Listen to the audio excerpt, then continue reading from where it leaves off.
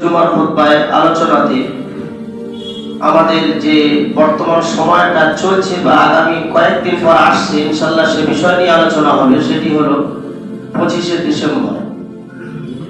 আমরা সবাই অবগত আছি যে বর্তমান যে সময়টা চলছে রানিং সময়, এটাকে আমাদের উপলব্ধির মধ্যে আনতে হবে।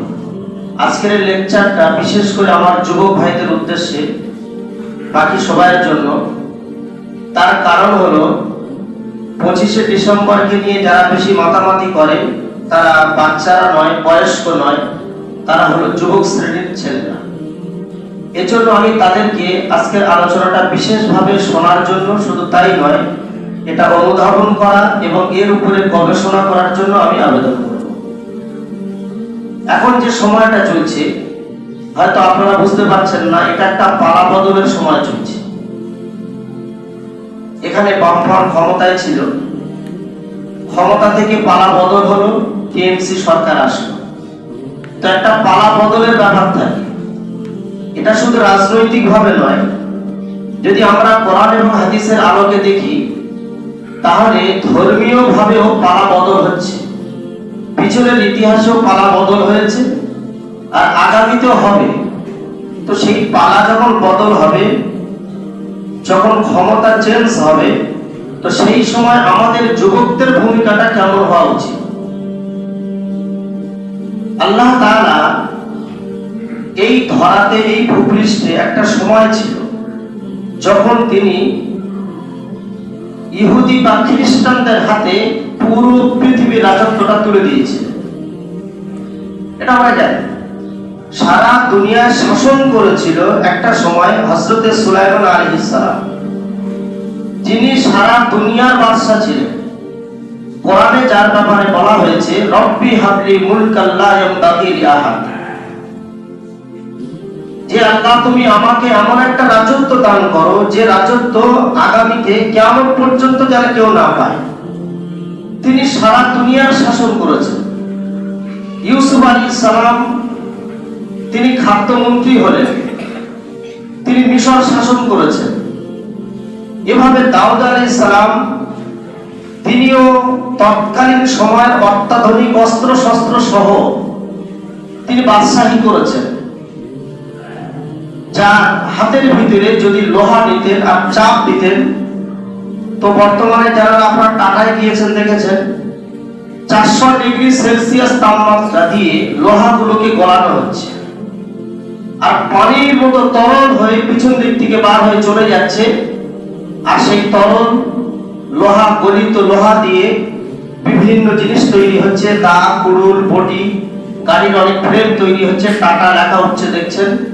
তো কত ডিগ্রি লাগছে? 400 ডিগ্রি কমসে কম সেলসিয়াস তাপমাত্রা প্রয়োগ করতে হবে, তবে লোহা গলে, পানির মতো হতে পারে।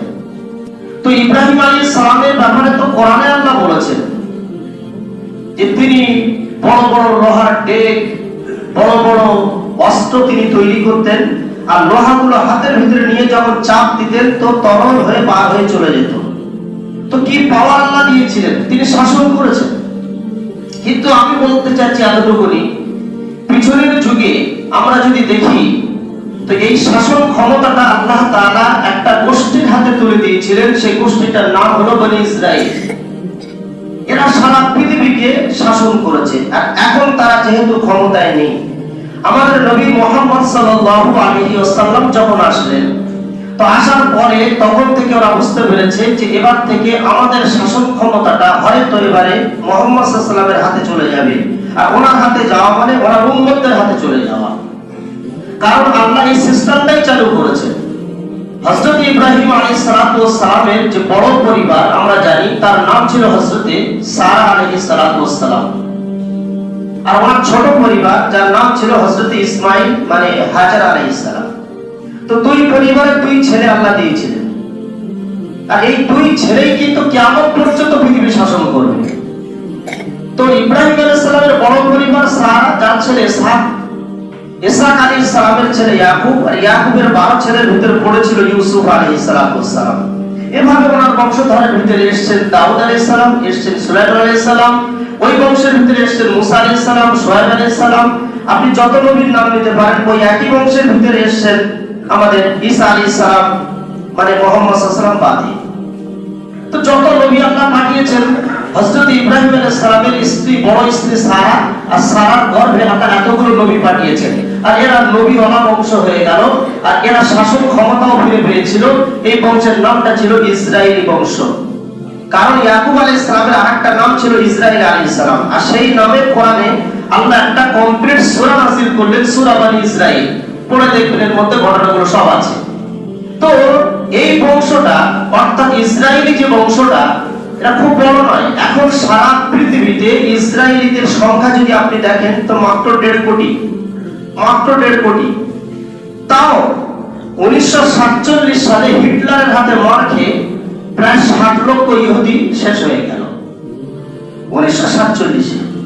আর 48-এ গিয়ে ওরা নিজেদের অস্তিত্ব নিয়ে চিন্তায় পড়ে গেল যে এভাবে যদি আমরা মার খেতে থাকি তাহলে আমাদের পূর্বপুরুষরা তো বাদশাহী বংশ, আমরা সারা দুনিয়াকে শাসন করেছি এক সময়, সারা দুনিয়ার হেদায়েতের রাস্তা আমরা দেখিয়েছি, মানুষকে আমরাই পরিচালনা করেছি। আমাদের বংশে এমন আল্লাহ বাদশা দিয়েছিল সারা পৃথিবীতে, শুধু তাই নয়, হাওয়ার উপরে রাজত্ব করেছে, পানির উপরে রাজত্ব করেছে, এবং তিনি বিলকিস রানীর সিংহাসনকে চোখের পলক না ফেলতে ফেলতে নিজের সামনে হাজির করে দেখিয়েছেন। আমরা তো এমন আওলাদ, এমন বাদশাহের সন্তান আমরা। তা আজকে এভাবে যদি আমরা মার খেতে থাকি তাহলে আমাদের অস্তিত্ব নিয়ে টানাটানি পড়ে যাবে। তাই এরা 1947-এ হিটলারের হাতে জার্মানি যখন 60 লক্ষ ইহুদি কতল হয়ে গেল, তখন তার পরের বছর 48-এ গিয়ে এরা ফিলিস্তিনের একটা অংশ দখল করে এরা নিজের একটা রাষ্ট্র কায়েম করতে চাইলো, যেটা আপনারা সব জানেন। আমি যুবক শ্রেণীর ছেলেদের জন্য বারবার বলছি, বর্তমান প্রেক্ষাপটটা আমাদেরকে ভাবতে হবে। শুধু 25শে ডিসেম্বর মানিয়ে কাভাসি দিয়ে যদি আমরা চলে যাই তাহলে আগামী মাত্র কয়েক বছরের ভিতরে পৃথিবীতে কি ওলট পালট হতে পারে আপনারা আজকে বুঝতে পারবেন, যদি কোরআন এবং হাদিসের আলোকে আপনারা কথা শুনে থাকেন। 1948-এ সেই সম্প্রদায়েরা এরা নিজের অস্তিত্ব নিয়ে ভাবছে যে আমরা যদি এভাবে মার খেতে থাকি তাহলে শেষ হয়ে যাবো, তো কি করতে হবে? তো চলো আমাদের সেই পূর্বপুরুষের যে জায়গা জেরুজালেম, যেটা আমাদের পূর্বপুরুষ অর্থাৎ হযরত ইব্রাহিম আলাইহিস সালাম, আমাদের আদি মাতা যার নাম হযরতে সারা, ওনাকে ইব্রাহিম আলাইহিস সালাম জেরুজালেমে যে থাকার কথা বলেছিলেন, যে জেরুজালেম তোমাদের বাসস্থান হবে, এটাই তোমাদের জন্মস্থান, এটাই তোমরা ধরে রাখো, এটাই তোমাদের আসল ঠিকানা। আজকে সেই জেরুজালেম আমরা হাতছাড়া করে ফেলেছি। ঘটনা করবে জেরুজালেম আমাদের হাত থেকে পার হয়ে গিয়েছে, এখন ওখানে অন্যান্য সম্প্রদায় মুসলমানরা দখল করে নিয়েছে। চলো ও জেরুজালেমকে দখল করে রাজধানী বানিয়ে আবার সারা পৃথিবীতে পুনরায় আমরা ফের দাদাগিরি করতে পারি কিনা একটা চেষ্টা করা যায়।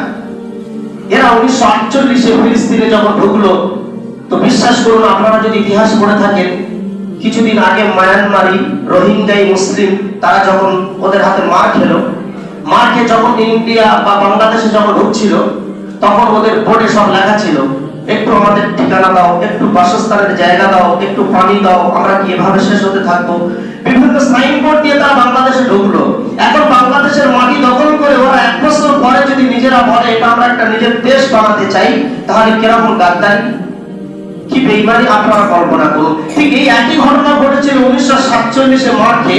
ওরা ফিলিস্তিনের কাছে গিয়ে বোর্ড লাগিয়ে বলেছিল, উসকুনু ফি ফিলিস্তিন ইয়া মুসলিমিন, হে মুসলমান, ফিলিস্তিনের মুসলমান, তোমরা আমাদের একটু বাঁচার জন্য একটু জায়গা দাও, আমাদের একটু পানি দাও, খাদ্য খাবার দাও। আমরা কি মানুষ নই? আমরা এভাবে মরতে থাকবো? করুণ কাহিনী আর করুণ সাইনবোর্ড দিয়ে তারা ফিলিস্তিনে প্রবেশ করলো। আর 48-এ গিয়ে এই গাদ্দার বেঈমান কওম, এরা ঝুঁকে ঝুঁকে আল্লাহর সঙ্গে যেমন গাদ্দারি করেছে, এই কওম যেমন ইউসুফ আলাইহিস সালামকে গড়ে ফেলে মারার প্ল্যান করেছে, এই কওম ফেরাউনের হাতে গোলাম হয়ে বন্দী হয়ে এরা নিজেদের স্ত্রীদেরকে হারিয়েছিল আর নিজেদের পুরুষদেরকে কতল করেছিল। এই গাদ্দার কওম আবার শেষ যুগে এসে উম্মতে মুহাম্মাদের সাথে চরম গাদ্দারির পরিচয় দিয়েছে। এরা ফিলিস্তিনের মাটি দখল করেছে এই বলে একটু বাঁচার জন্য ঠাঁই দাও, একটু জায়গা দাও।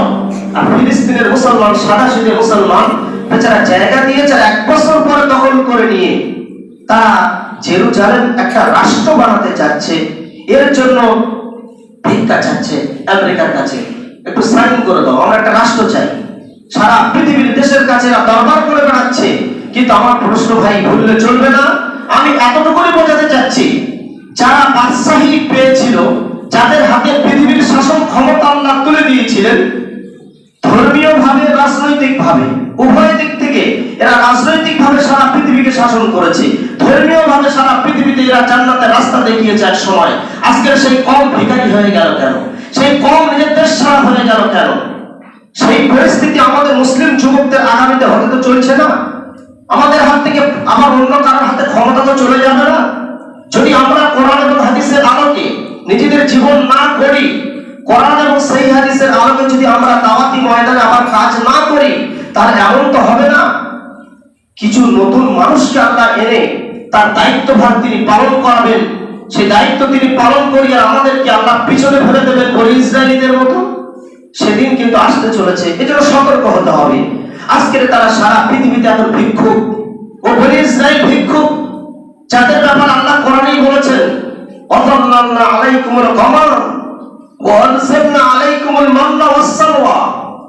আমি ওই বনি ইসরায়েলীদেরকে এত বেশি ভালোবেসেছিলাম, এত বুকে টেনে নিয়েছিলাম, ওদেরকে এত প্যার মহব্বত করেছিলাম যে ওরা যখন রাস্তা দিয়ে হেঁটে চলে যেত তো মেঘকে নির্দেশ দিয়েছিলাম তোমরা ছায়া বর্ষণ করো। ওরা যেখান থেকে হেঁটে চলে যেত, এদের ছাদের প্রয়োজন ছিল না, ছাতার প্রয়োজন ছিল না, মেঘমালা ওদের উপরে ছায়া বর্ষণ করতো। আল্লাহর এত খাস বান্দা ছিল ওরা। আল্লাহ বলছেন ওদের রান্না করার প্রয়োজন ছিল না। আমাদের তো একটু সবজি বানাতে গেলে সবজিটা কিনতে হয়, আবার চাষিদের চাষ করতে হয়, আদা রসুন পেঁয়াজ আমাদেরকে মার্কেট থেকে খরিদ করতে হয়, আবার চাষিদের উপরে চাষ করতে হয়, তারপরে সেগুলো বাড়িতে মহিলারা তৈরি করে আমাদের সামনে একটা খাদ্য, একটা রুটি আকারে হয়তো আসতে পারে, সবজি আকারে, অনেক কাঠখড় পোড়াতে হয়। কিন্তু বনি ইসরাঈলের ব্যাপারে আল্লাহ বলছেন, ওয়া আনসালনা আলাইকুমুল মান্না ওয়াস-সালওয়া, আমি ওদের প্যাকেটিং ফুড ব্যবস্থা করেছিলাম।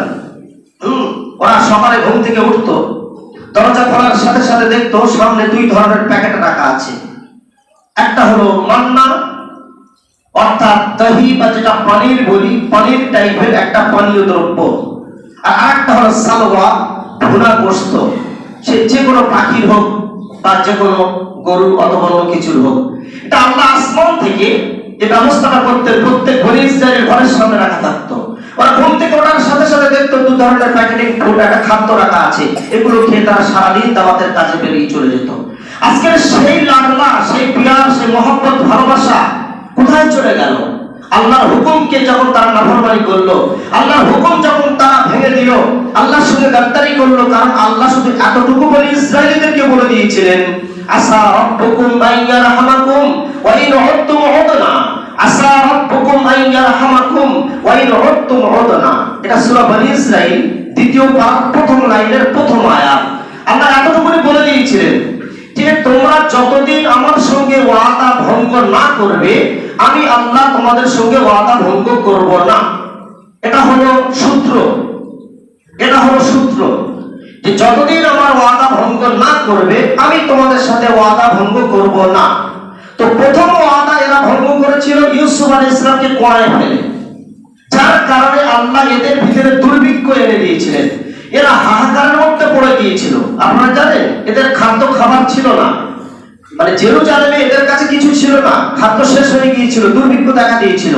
আর যাকে কোড়ায় ফেলে দিয়েছিল ইউসুফ আলাইহিস সালামকে, আল্লাহ তাকে কোরআন তলদেশ থেকে তুলে পার্শ্ববর্তী দেশ মিশরে শাহ আজিজের আমলে ওখানকার ফুড মিনিস্টার বানিয়ে দিলেন। কিন্তু এরা জানতো না যে ও ভাই যে যাকে আমরা কোয়ায় ফেলেছিলাম সে মিশরের এখন ফুড মিনিস্টার হয়েছে, খাদ্যমন্ত্রী হয়েছে, এরা জানতো না। আর যারা ফেলেছে তারা দুর্ভিক্ষের ভিতরে পড়ে গিয়েছে। এরা খাদ্য আনতে গিয়েছিল মিশরে, কে বলছে আমাদের দেশে খাদ্য শেষ হয়ে গিয়েছে, একটু খাদ্য দাও। কিন্তু শেষটা হলো কেন? তোমরা আল্লাহর হুকুমের নাফরমানি করেছো, তোমাদের এক ভাই খাদ্যমন্ত্রী হলো, তোমরা এখন খাদ্য পাচ্ছ না কেন?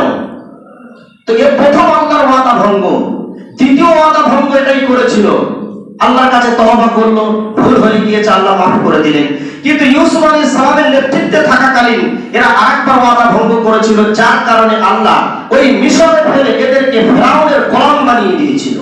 ফেরাউনকে আল্লাহ পাঠিয়ে দিলেন, আর ওই ফেরাউন গিয়ে একটা কমন অর্ডিন্যান্স জারি করেছিল ফেরাউন সারা মিশরে বনি ইসরাঈলীদের ব্যাপারে। কি ছিল? কোরআনে আল্লাহ সেটা উল্লেখ করলেন, ইযাববিহুনা আবনাআহুম ওয়া ইস্তাহইউনা নিসাআহুম।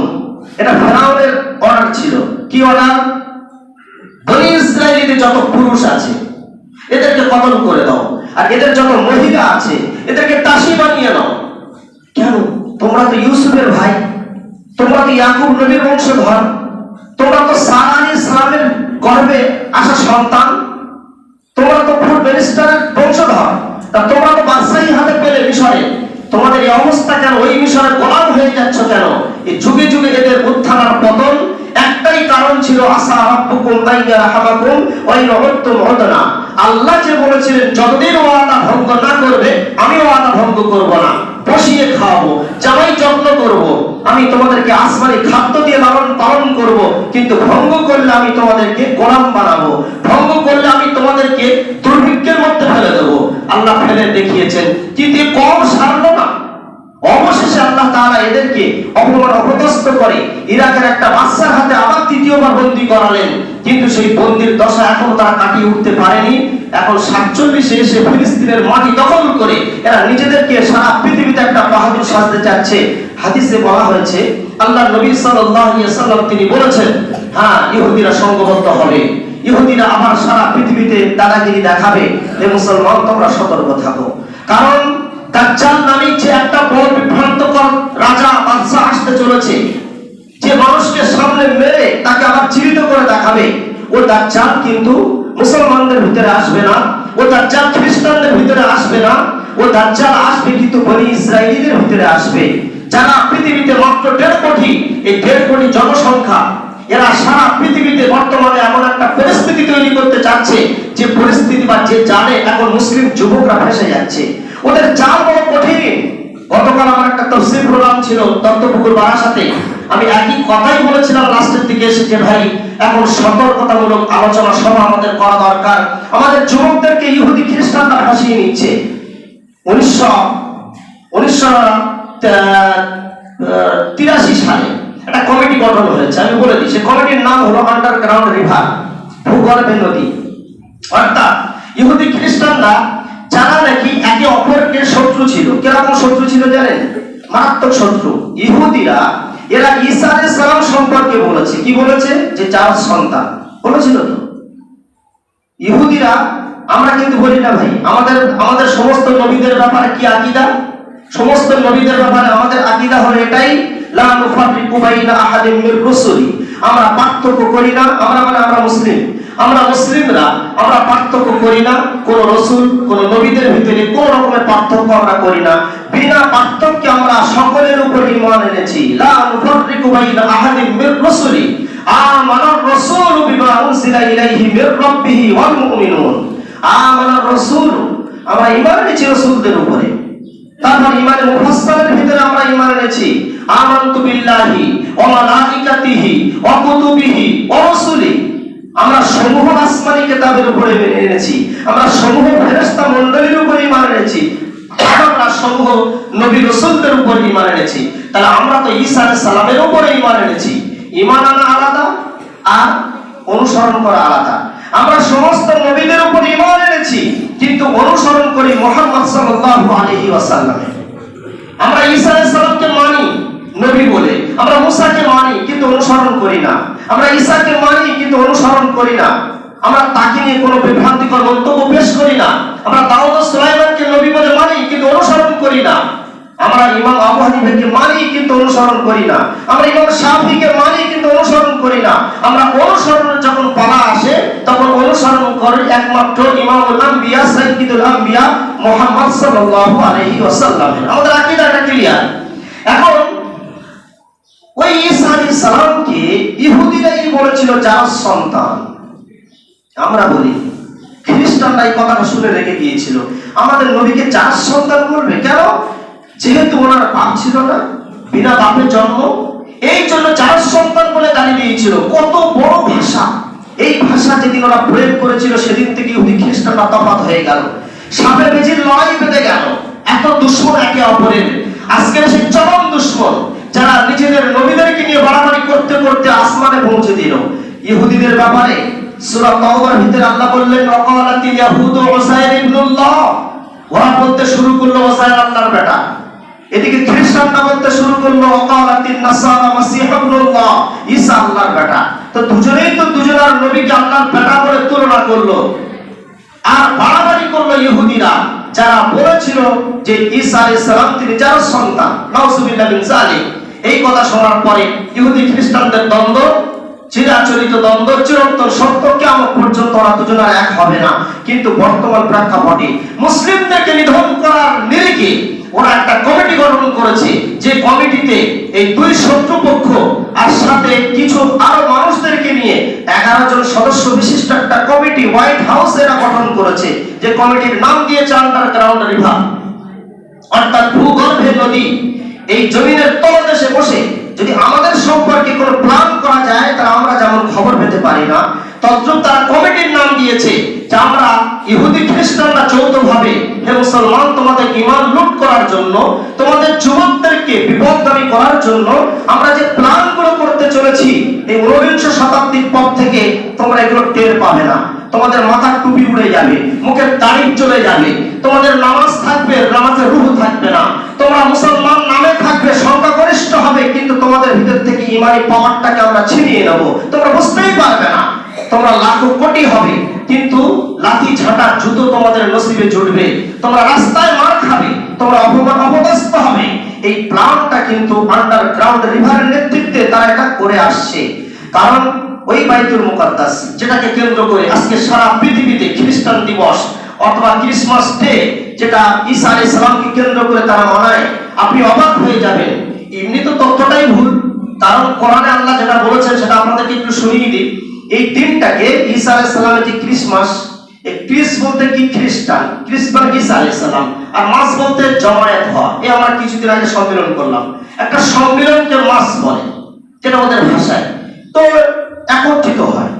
আপনারা বলুন তো, আমরা তো কোরআনের ছাত্র, আমি কোরআন থেকে গবেষণা করে যেটা পেয়েছি সেটাও আমি আপনাদের সামনে তুলে ধরি। ঈসা আলাইহিস সালামের জন্ম কোনোদিন 25শে ডিসেম্বর হয়নি, এ তত্ত্বটাই ভুল। কারণ আপনারা যারা এখানে 80 বছরের বয়স্ক মানুষ যদি থাকেন, আপনারা বলবেন ডিসেম্বর মাসে কোনোদিন কি আপনি দেখেছেন যে শীতকাল ছাড়া গরমকাল হয়েছে? ডিসেম্বর মানে মারাত্মক একটা ঠান্ডার মাস, এটা আমরা ছোটবেলা থেকেই দেখে আসছি। 100 বছর আগে থেকে যে আপনারা যদি কেউ থাকেন বলবেন ডিসেম্বর মানে কিন্তু শীতকাল। তো ঈসা আলাইহিস সালাম তো কোরআনের ভাষায় আমরা যেটা পাই, উনি তো গরমকালে জন্ম নিয়েছে, ডিসেম্বর হওয়ার কি? আপনি যদি বলেন কোরআনে আছে, হ্যাঁ আছে, কিন্তু কোরআনে কি আপনার লেখা থাকবে যে গরমকালে? কোরআনে আল্লাহ তাআলা ঈসা আলাইহিস সালামের ওনার মায়ের ব্যাপারে যেটা আল্লাহ উল্লেখ করেছেন সূরা মারিয়ামের ভিতরে, উনি যখন গর্ভবতী হলেন, বাচ্চা জন্ম দেওয়ার সময় এসে গেল, তো সেই সময় আল্লাহ তাআলা ওনাকে একটা নির্দেশ দিয়েছিলেন, সেটা কি? ওয়াহুসি ইলাইকি বিজিজিন নাখলা তুসাকিত আলাইকি রুতাবান জানিয়া। ওয়াহুসি ইলাইকি বিজিজিন নাখলা, হে মারিয়াম, তুমি এবারে আস্তে আস্তে হাঁটতে হাঁটতে টুকটুক করে ওই খেজুর গাছের কাছে চলে যাও, আর ওখানে যাওয়ার পরে গাছের ডাল ধরে যখন তুমি নাড়া দেবে, তো তুসাকিত আলাইকি রুতাবান জানিয়া, পাকা খেজুর তোমার মাথার উপর থেকে পড়বে, আর তুমি সেগুলো খাবে, আর ওখানেই তুমি সময়টা কাটাবে। এবার আপনারা বলুন, কোরআন হলো একটা অতল সমুদ্র, একটা গভীর সমুদ্রের নাম কোরআন। কোরআনে আপনাকে সব জিনিস যে খুলে খুলে বলা হবে তার নাম কিন্তু কোরআন নয়। যেমন গভীর সমুদ্রের তলদেশে ডুবুরিরা ডুব দিতে পারে, সবাই দিতে পারে না, ডুবুরিরাই ডুব দেয়। আমরাও যদি ডুব দিই হালাক হয়ে যাব, ধ্বংস হয়ে যাব।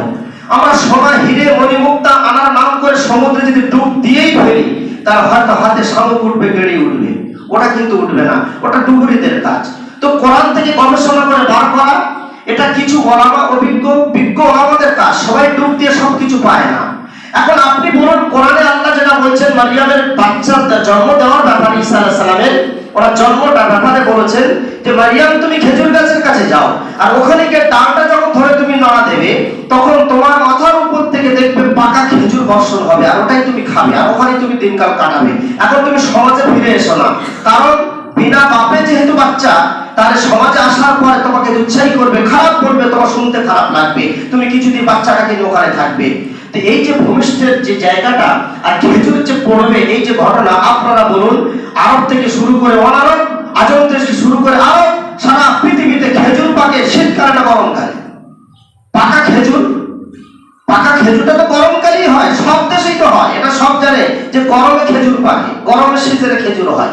তো উনি তো গরমকালেই তো তখন বোঝা যাচ্ছে জন্ম নিয়েছিলেন, উনি শীতকালে জন্ম নেননি, এটা এদের বাড়াবাড়ি।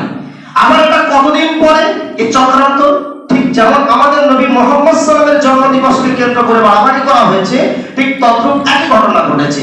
আমাদের নবী মুহাম্মদ সাল্লাল্লাহু আলাইহি ওয়াসাল্লাম তিনি 12 রবিউল আউয়াল জন্ম নিয়েছেন, এই কথাটা যেমন সত্য নয়, তিনি 9 হতে পারে, 12 হতে পারে, 13 হতে পারে, যে কোনো একটা হতে পারে, কিন্তু ওনার নামে জন্ম দিবস 12 রবিউল আউয়ালের নামে ঈদ মিলাদুন নবী বা মিলাদুন নবী এই নামে যেটা পালন শুরু হয়েছে, এটা অন্তত 600 বছর পরে গিয়ে, 100 বছর পরে না, 600 বছর পরে গিয়ে ঠিক ওরকম ঈসা আলাইহিস সালামের জন্ম দিবস এই যে পালনটা, এটাও কিন্তু শুরু হয়েছে 336 বছর পরে গিয়ে।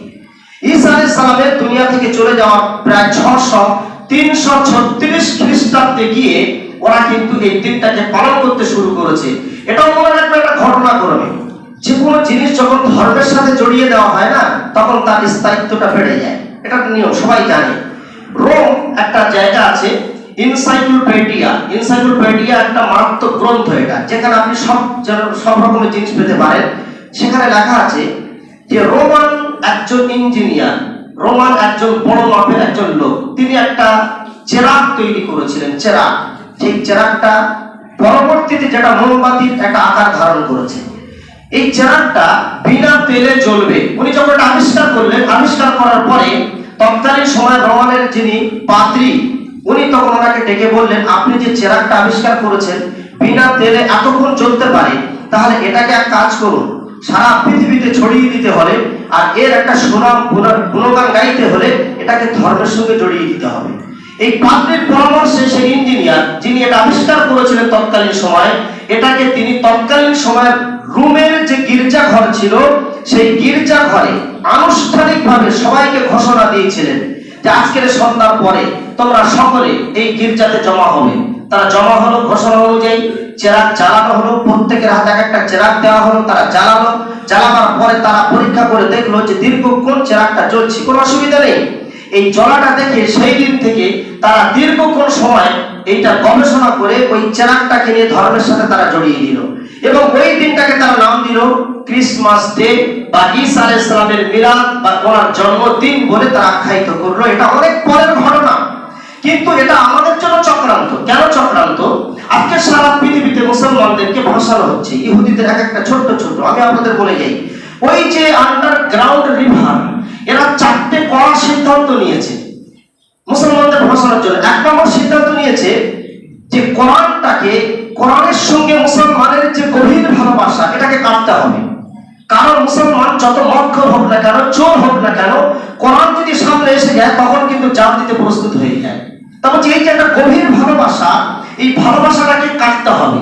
তাই আমাদের মুসলিমদের ভিতর থেকে, খুব সংক্ষেপে বলে যাচ্ছি, সময় শেষ হয়ে যাচ্ছে, মুসলমানদের ভিতর থেকে কিছু মানুষকে তারা বেছে নিয়েছে কোরআনের উপরে কথা বলার জন্য।